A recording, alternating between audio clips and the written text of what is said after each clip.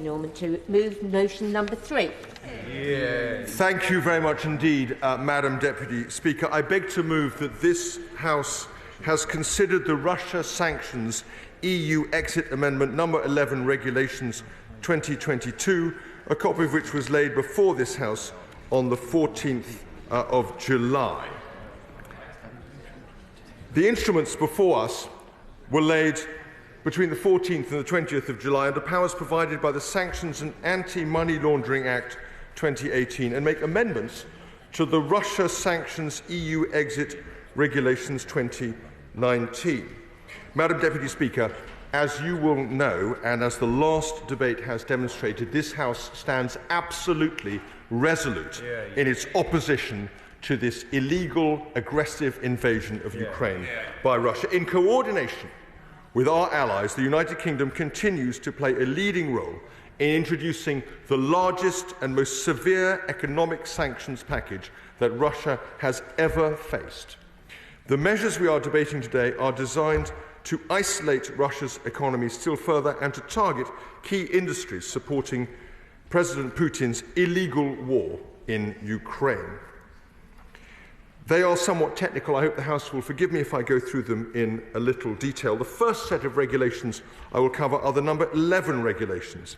They ban the export of goods and technologies related to the defence, security and maritime sectors. They also prohibit the export of jet fuel, maritime goods and technology, certain energy-related goods, plus sterling and European Union banknotes. In addition, these regulations ban the import of goods such as fertiliser, metals, chemicals and wood, depriving Russia of a key export market. Together, these markets were worth some £585 million last year. If I may add a further point, the Joint Committee on Statutory Instruments concluded that 3 provisions in the 10th Amendment to the regulations went beyond the powers conferred by the Sanctions Act. Majesty's Government has resolved this by revoking the 10th Amendment and replacing it with the 11th. I wish to thank the Joint Committee on Statutory Instruments for their continued engagement as we introduce further secondary legislation rapidly in response to this abhorrent war. I now turn to the number 12 regulations, which place fresh restrictions on investments and services in Russia. These are designed to hit revenue streams of critical importance to the Russian economy. The new measures prohibit persons from being involved directly or indirectly in acquiring land and entities with a place of business in Russia, in establishing joint ventures with persons and entities connected with Russia, and in opening representative offices or establishing branches or subsidiaries in Russia. The measures also restrict the provision of investment services related to these activities. There are some exceptions to the provisions to prevent overlap with existing regulations, as well as licensing and enforcement powers. Yes, of course. Can I ask the honourable gentleman? I thank him for giving way. He's talking about the services now. Is there going to be further action taken by Her Majesty's government to prevent Russian state entities like Gazprom and VT Bank and the legal firms that support them in this country to continue to use the UK courts? I've written to the Secretary of State Justice about such a matter because there is a long list of cases that the Russian state and Russian proxy entities are using in the UK, are taking in the UK courts, and that money ends up back in the coffers of the Russian government. I'm extremely grateful to my honourable friend for his question, and the House recognises his great expertise in this area. He will understand that I am not going to comment on future sanctions policy of this government, but he can take it as read that we are looking extremely closely not just at ways in which this escalating programme of sanctions that has elaborated itself over the last few months can be further extended, but also closing some of the loopholes that may have been directed. If he wishes, I will make certain that my officials have sight of that letter he's written and will write to him on the matter specifically. If I may proceed now to turn to the number 13 regulations, these widen the definition of scope of activities to which a person can now be designated. Majesty's Government has expanded the definition of destabilising, undermining or threatening the Ukraine and supporting or obtaining a benefit from the Russian regime.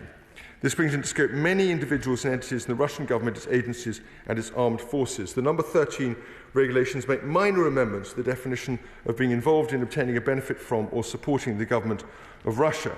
These have the effect of broadening the interpretation of being associated with a designated person to include immediate family members who may often do hold assets on their behalf. They also provide an exception from trade sanctions for humanitarian assistance actively delivered in non-government controlled areas of the Donetsk and Luhansk oblasts. Finally, they expand the definition of ownership in relation to ships and aircraft and correct errors and omissions in previous regulation. I'm happy to give way. I'm very grateful, and I welcome him to his place.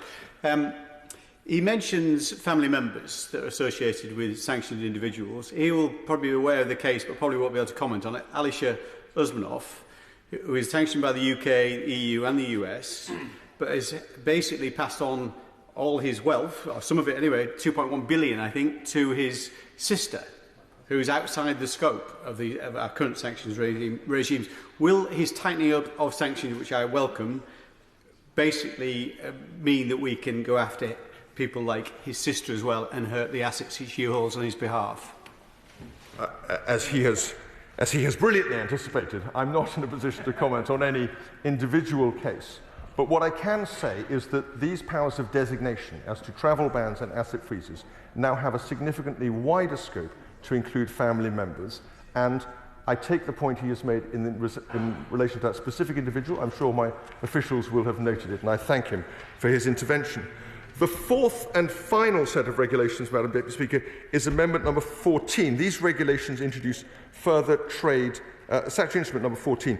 These regulations introduce further trade sanctions. The regulations prohibit the export, supply, delivery and making available of a comprehensive list of critical goods, energy-related goods and related ancillary services, services on which Russia had relied on G7 nations for their supply.